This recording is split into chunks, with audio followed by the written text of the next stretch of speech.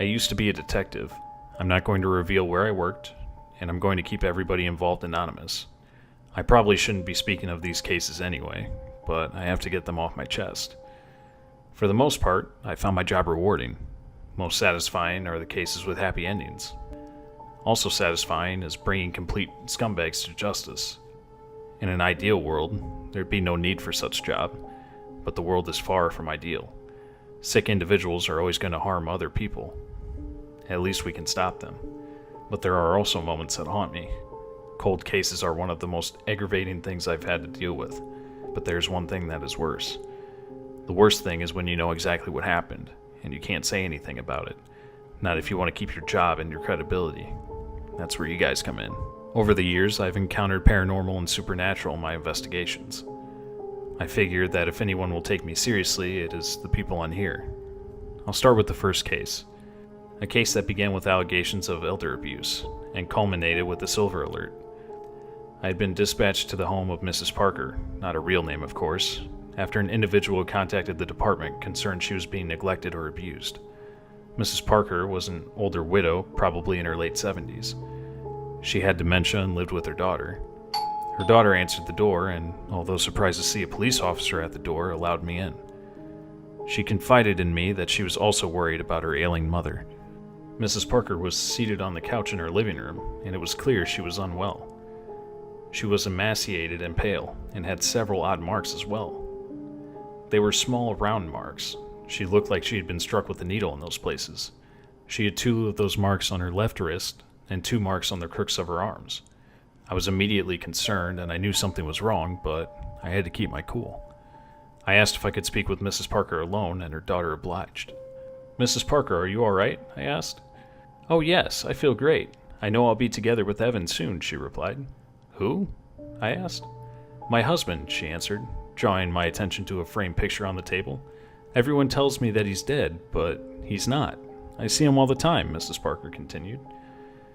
This was very typical of someone with dementia. I simply decided to bear with her. "Is your daughter treating you well?" I asked her.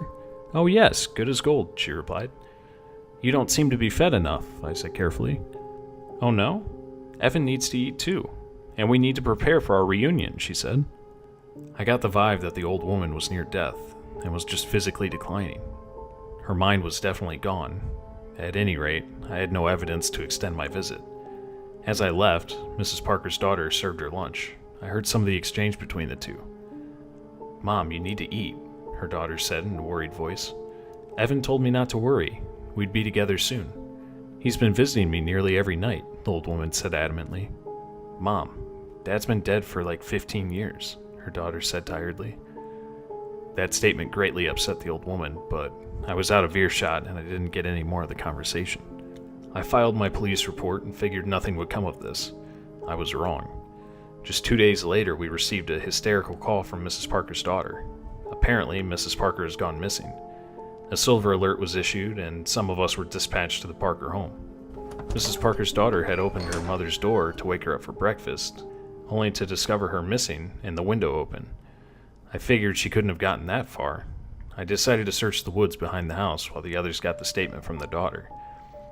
I set out, periodically shouting the woman's name. After about 15 minutes, I found some clothing.